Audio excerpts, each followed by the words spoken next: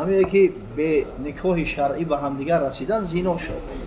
حالا که وای کودک در پیش پروردگار ولد زنا ای ولد زنا ای فردا روز قیامت پدر و مادر دعوا میکنه بودشون به یگان شک شبهه اما با ظاهر شریعت با ظاهر حکم میکنه.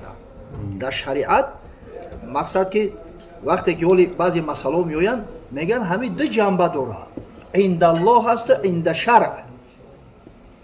عند الله مثلا اینا مفتی عند الله میتونه که فتوا بده.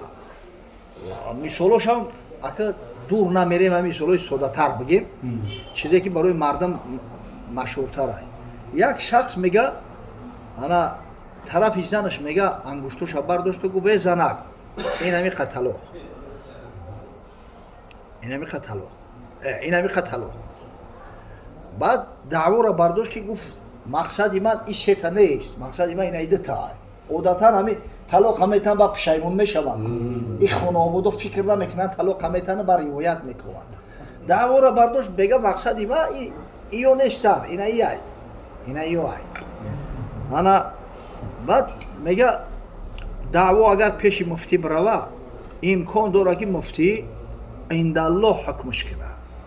مقصد که قسمش میته به الله میتونه که بگه که خیلی مرد خطا کرده است، همه حقیقتا ایو را حساب نمیکنیم، ای را حساب میکنیم. اما قاضی زده جداشو میکنه، قاضی اسپالی تیلای مفتی زکناده تیل بگه قاضی اسپالی تیلای این چیزی اجرایی علاقه مفتی فتوا میده، ای قاضی امر اجرا میکنه. قاضی اگر شنید میگیره جداشو میکنه. برای چی؟ برای که در تعارف وقتی که انگشت‌ها را چی کردن انگشت‌های منتشره اعتبار داره، این ایده تنه وقتی طرف کفی دست طرف همون مقابل که نشون دادن همین انگشت‌های منتشره را اعتبار میکنن. همین دسته نه که اگر پیش مفتی بروه امکان داره که مفتی حقیقتا قسمش بده و به همین حکم کنه. یعنی که حکم‌های شریعت دو جنبه دارن. این همین مسئله او کودک علاقه یقین است که او ولد زنا است. برای که وقتی که همون در بعد مادر پیدا شد بینشون نکاح شرعی نبود.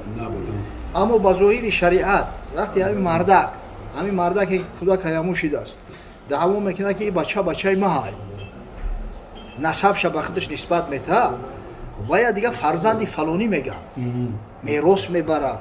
دستی شریعت به همین ظاهر حکمش میکنه میراث میبره.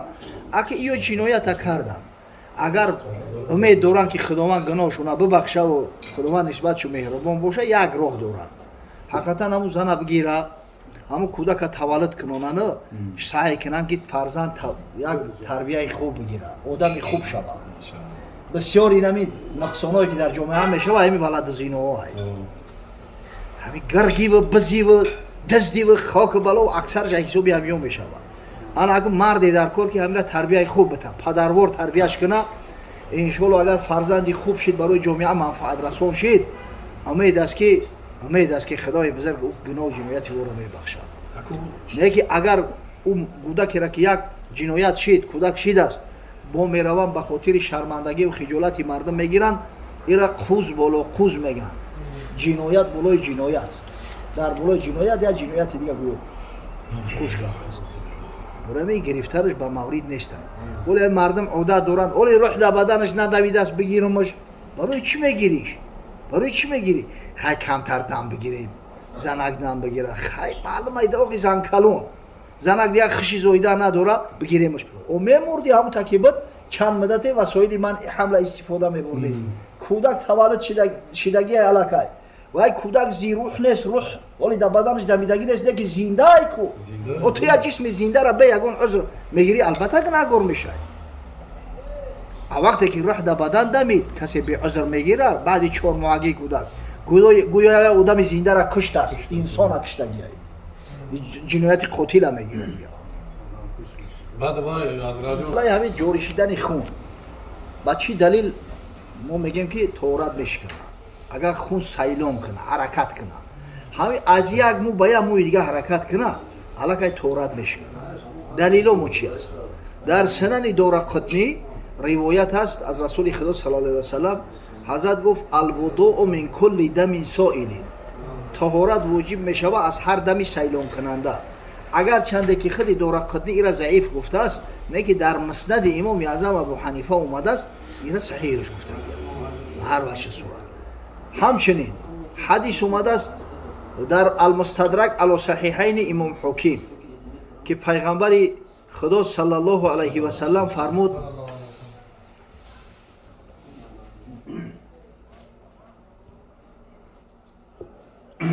من قاء او رعف فی الصلاة فلینصرف ولیتوضأ ولیبنی علی صلاته ما لم یتکلم.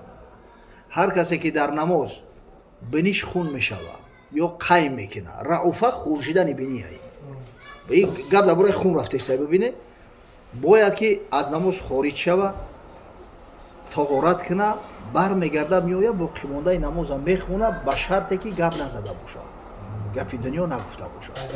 بله دوامش ادامه میده به شرطی که گپی دنیا نگفت. گپی دنیا که گفت نماز فاسد چی، نماز ای سری نو میخونه. ببینه من قاء او رعوفه همین روایت به حد معروف بوده است که ولی در نماز هم مثل که در تعامل مردم بعضی اشاره‌های شرطی است که رمزی همینطوری در نماز هست. اینا مثلا اگر ما بود تورات کسی شکست مردم نماز خونده است به خاطر اون که وقتی ایبانشو میگذره پیش راهش نگیرن با کتیف نزنن مردم میویتاری فعل دورن کو باید بریش به قپا گوزیده باشم خیلی نمیگه اونجا گوزیدن بود همین در هر وجه صورت همین تورات به هر چیزی که شکست بنی همه قپی وقت سر همه برداری همین خودش نشانه اون است که توراتی تو شکستگی راحت میتن میگذری میره تورات میکنیم و میگردیم و خمانه نماز تا بعد میخونیم. یعنی همین نه فقط در مذهبی ما علاقه در بین عوام تا مشهور شده بود در بین مسلمانان که تورات که میشکست بنی همه قپی دیان حدیث پیغمبر است. همین خاطر وقتی که خون جاری میشود حرکت میکنه تورات میشکنه. بابا حاجی میگه که کم ترک اگر حقیقتا همون کم ترکش همین جاری نشود خون همون جای جراحت ببرویه و قوت حرکت کردن سیلون کردن نداشته باشه نمیشکنه همون توچکه دا بیسته نه که اگر هم بعضوبه کم که اگر جاری شد دیگه کم زیاد نداره خونی سیلون کننده میشکنه همون گوزه یک پوفشم گوزه جرکز شد. گپی دنیا کراهیت داره اینا الحمدلله که همین سنت پیغمبر همین مردم ما خوب رعایت میکنن همین هم بعضا میبینی بعضی‌ها نمیکردیان و بعضش دعواش همین بوده است که بعد سنت تحیه خوندن نمیشه میره بالا تحیه را در مسجد میخونه با سنت نمیخونه بسیار گپی خامی جاهلانه بعد دمیدن صبح صادق دیگه نماز تحیه درست نیست او برای پیغمبر نهی کرده لا صلاة بعد الصبح حتی ترتفع الشمس بعد صبح بعد دمیدن صبح صادق دیگر نماز نفل درست نیست تا بلند شدن افتوبه برای همین فرق نداره سنت در خانه خوندای نخوندای در مسجد تحیه خونده نمیتونی اما سنت پیغمبر است که سنت در خانه خونده مسجد بدروی میکنن الحمدلله اکثریت میکنه و بعد در قدیره سلام شو میتن دیگه علیک نمیگیرن همین خیال میکنه که اگر علیک بگیرم نمازم فاسد میشود انشالله سلامت که دادن جواب واجب میشود کلات قرض میشود باید سلام علیک بگیری اگر ما بودو کسی هم یکون مسئله شرعی را پرسیده جواب میگوی مثال نمی یک خوبی سوزی الحمدلله تنجی هیچ گپ نداره فقط گپ دنیا کراهیت داره قدی را بازار نقل کرده برای ماشینی خم بیدای قضیه چی گفته این مکروه است نه که اگر گپ شریعت باشه یک صحبت دینی باشه صحبت مفید باشه ایو خاموش رفتن هم صحبت کرده برای در هیچ صورت نماز سنت فاسد نمیشه اون نماز سنت علاقه ادا شده خلاص بعضی مردم گپ زدن گفته بو میرفته اثری نفس سنت چه میخونده انمی جهالت های علاقه این خوندگیش نفله در وقتی مکروهی خوند با جای ثواب بگیره برعکس گناهگار میشه لا عرفی مردم هایی که تو فیرودی نشوه حلال نمیشیده باشه این گپای خلقی های شاید یکون کس همون مرخ پرور های دیلش به مرخ سوخته های همین مرغو کلونتر شوه بکشن گفته در تمام دنیا چوجبریون هسته سیپلیونوک در تمام دنیا این با از حساب دلیکاتس چی میشه به خاطر اون که گوشتش ملایم تره همین وقتی که چوجه از درون خمر اومد اگر نفست بکشه اگر همین مایل داشته باشید میتونی بکشیش بخریش یگانش کل نداره акура камтарак маъд мекунанд ки гӯшт бигира ҷон бигира аммо ҳеҷ ҳоҷат ба фарёдӣ шуданаш нестай ҳамин зинда ки боша бисмилло гуфт ҳалол ки кишта шу ҳалол мешавад бо ки надорад озеира насиби мо гардондааст ҳамин беҳтарин таомора баромон ато кардааст беҳтарин роҳу ваҷ қати баромон амр кардааст ки бихӯреву бинӯше ҳақиқатан бибинед ҳамин андак гӯшт букна дига мо намехӯремаш ҳазан мардуме ки то бунакна бу намехӯрдиян қудрати парвардигор ҳамтари бетамизан худо раҳмат кина ҳазрати мавлавира мега ҳаббазо хоне ниҳода дар ҷаҳон лек аз чашми хабисон он ниҳон худои бузург як ҳамин дунёро ба ҳайси як дастархони бисёр зебову ороста кардааст не ки одаме ки худаш хабисай дар чашмаш ҳамин зебогиҳо ва ҳамин лаззатҳое ки худованд офаридааст наметовад ин ҷаҳон боғе пур аз мева шавад қисми мору мур ҳам хоке бувад ҳамин дунё ҳам агар неъмат бошаву мева боша барои мору мурро ҳамун хок мерасад дар миёни чӯб гӯяд кирми чӯб маркиро бошад чунин ҳалвои хуб як себи ширини нозанин мондаги ӯ кирме ки ҳамун фақат чӯб мехӯрад чӯбхӯрак ҳамун чӯби сева унам хойда мехӯрад ҳамун чизи қоқи бемазараву мега дар дунё ҳеҷ кай хеле лаззата дидагӣ нестай ҳеҷ кай тари айшу нӯш надорад набошад себи нозанини ширин кашол дар миёни хок гӯяд кирми хурд инчунин ҳалво ба олам кас нахӯрд кирми лои хӯрака бибинед ҳамин қанӯша неъмат мондаги ҳамун хокака мехӯраву дар назараш метова ки аида дига ҳалвои балаззат дар дунё вуҷуд надорад барои ҳамин шукронаи неъмати худоро кардан дар кор бачаҳо шабу рӯз бояд шукр кунем мутаассифона неъмат зиёд шудаасту шукргузорӣ кам шудааст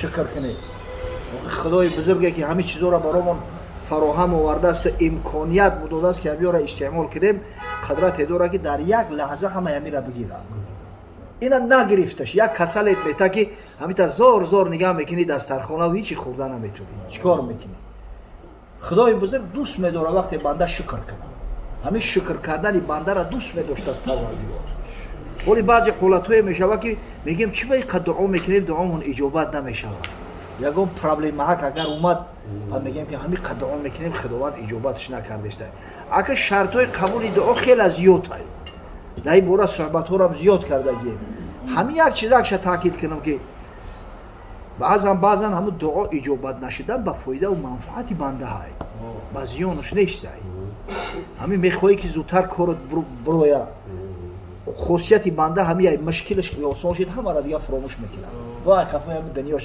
мағрур мегардад давида барои ҳамин вақте ки дуо кардӣ баъзан мешавад барои дуо ҳамаи шароити имконҳоро фароҳам овардӣ таоми мақсад ки аз ҳаром парҳез кардӣ аз либоси ҳаром парҳез кардӣ дар ҷои покиза гаштӣ сидқанам дуо кардӣ дуот ки иҷобат нашид бифаҳм ки ҳамҷа ягон ҳикмати парвардигор ҳастай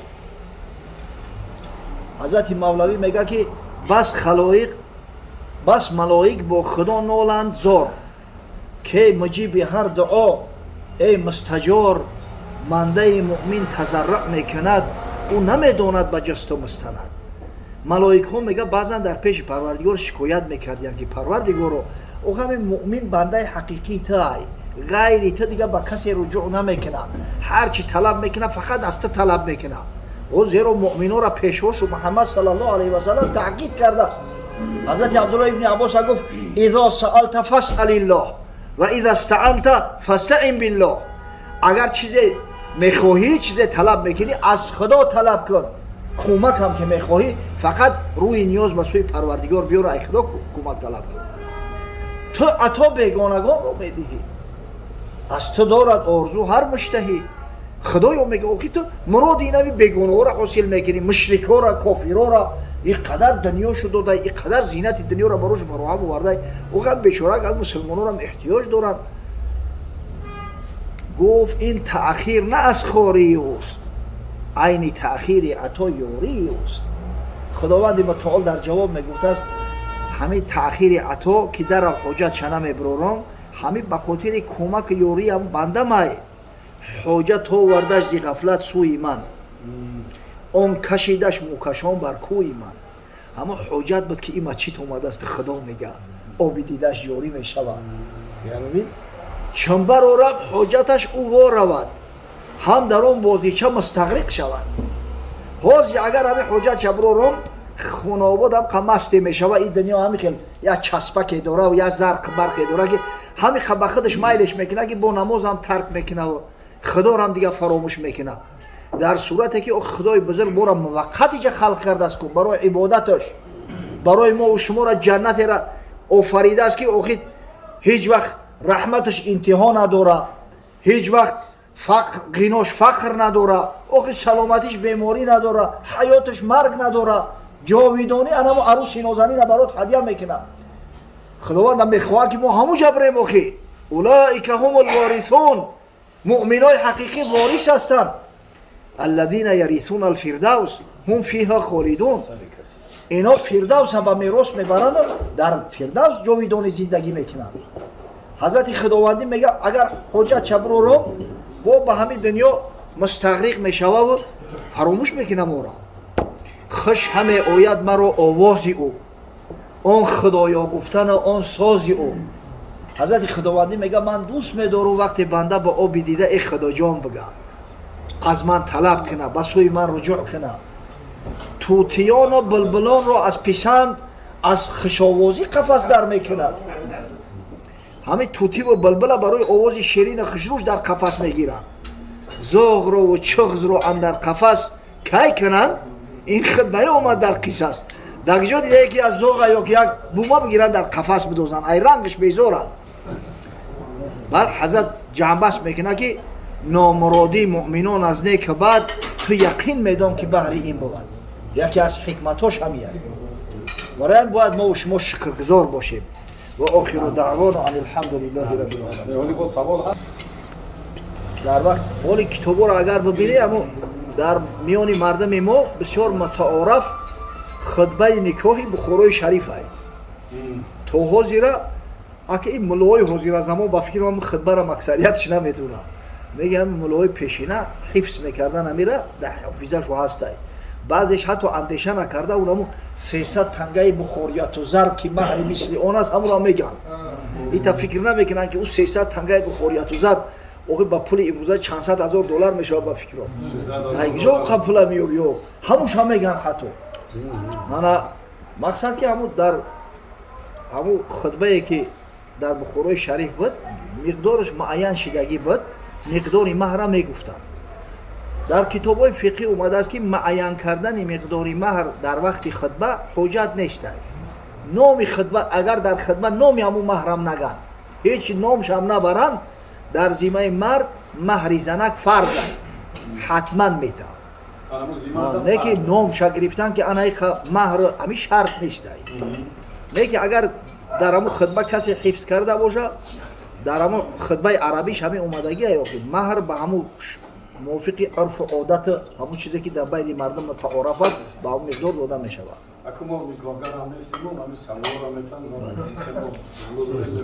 қид намешавад. дар ин ҳолат ҷаноза кардан ҷоиз нест? кӯдак ҳатто агар 9 моҳа боша ё аз 9 моҳа ҳам гузашта боша, агар аз модар мурда таваллуд шид, ай ҷаноза надорад. ҷаноза барои одами зинда ай.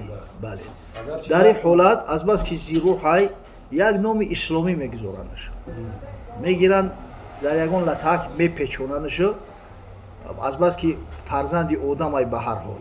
ин фарзанди одам каромату шарофат дорад. дар ягон гӯшаки қабристон бе ҷаноза мебаранд мегуронанд. аммо агар ҳамин бигзор ки 5 моҳаву 6 моҳа ҳам боша, ҳамин як нафас зинда боша, вақте аз модар таваллуд мешавад, як лаҳзаат ӯра ҳатман ҷаноза мехонанд. кӯдаке ки баъди 120 рӯзагӣ таваллуд шидааст, яъне 120 рӯз будааст, аллакай вая номемонад, мурдарам ки таваллуд шавад. зеро ки зируҳай, аллакай рӯҳ дар бадани ӯ дамидагӣ ай. агар бихотир мурдарам ки таваллуд шавад, як номаш мемонанд. ба хотири чӣ ном мемонанд? барои он ки фарду рӯзи қиёмат ба ҳамун ном мехонандаш. худои таоло ӯро зинда мекунад, ӯро дохили ҷаннат мебарад иншоалло. ҳамин бихотир номаш мемонанд. аммо агар мурда таваллуд шид, ҷаноза надорад. не кӯдаки зинда да медиҳад. не پروردگارا ثواب نورانیت تلاوت کلام بزرگت ثواب این نان و طعام را که به خاطر خشنودی و رضای تو به خاطر توی ملیمه فرزندش بابای حاجی انور جون آماده کرده است و درگاه بنیازت قبول فرما و برسون به ارواح جمیع پیغمبران خاصتا به روح رسول الله صلی الله علیه و سلم. پروردگار روح آن حضرت را از صاحب جشن از برادرایی که شرکت دارند در این محفل خیر مجموعاً از جمیع امتان با عفت با غیرت و محبت شاد و مسرور گردان و فردا روز قیامت از شفاعت آن حضرت صلی الله علیه و سلم و نصیب نساز. بعدا برسون به ارواح جمیع مؤمنین و مؤمنات مسلمین و مسلمات جمیع ارواحی که از صاحب معرکه از شرکت کنندگان این محفل خیر امید دعا دارم خدای رحمت مغفرت چون کن. پروردگار را در بحبوحه جنت پدرها و مادرها و گذشته هامون جای ده از جمال به مثال تا از شفاعت حبیبت محمد صلی الله علیه و سلم برخوردار و نصیب ساز. واقعا مایی در داخل قبر از زنده ها امید دعا داره. پروردگار را همین دعاهایی که بعضا میکنیم با وجود نقصان و کمبودی هایی که در ما هست و درگاه بنیازت قبول فرما. خداوند رحمت مغفرت چون که گذشته هامون که در عالم برزخ امید دارن از بازمانده هاشون. پروردگار را ما زنده ها را حیات اسلامی و مرگ اسلامی و فردا روز قیامت محشور گشتن تحت پرچم محمد صلی الله علیه و سلم نصیب روزی گردان. خداوند ای توی مبارک بگردان. پروردگار را شعبچه را همراه تازه عروسش از جمعی خوشی های زندگی برخوردار گردان. خدایا جمعی بلا و گزنده را از سرشان دور دار. خداوند بینشان الفت مودت محبت اسلامی و واقعی را برقرار ساز. پروردگار و غیرت همت چون بده که حق و حقوق همدیگر را رعایت کنند حرمت احترام پدر و مادر را به جا بیارند تا بعداً به لطف و مرحمت پروردگار از فرزندو احترام و خدمت ببینند. خداوند امید به رحمت شفقت تو داریم. برادرایی را که در این مجلس خیر شرکت دارند به همه خیر روزای سعادت و خوشبختی برسان. برادرای راهدوری مون که بعضیش در امریکا و بعضیش در روسیه هستند به هر مقصد مراد رفتگیان خداوند در پناه امر عصمتت محفوظ شان دارد با سالم سربلند تندرست به دیار برگشتن براشان نصیب روزی گردان. خداوند رزق روزی بنده های مؤمن تفراخ و وسع بگردان که هیچ وقت دنیا مانعی به هم جمع آمدن مسلمانان نگردد. پروردگار عاقبت امورمون به خیر انجام ده. خداوند ایشان شمس الدین خان امورم که الحمدلله همه کورای گفتند ای حاجی چی کورای گفتم این همه کورای ان شاء الله. این رئیس هم هست، قاضی هم هست، مفتی هم هست، الحمدلله با خودیم هم هست. از جمعی بلاها حفظش کن ان شاء الله. فرزندارم کلان شده است نبیرهاش هم همی خیلی جوان مرد محیم به غیرت به کمال برسان که خدمت مسلمانان را کنه خاصتا خدمت حاجی را. پروردگار عاقبت امور ما را به خیر انجام ده. ربنا افتح بیننا و بین قومنا بالحق و انت خیر الفاتحین برحمتك یا ارحم الراحمین.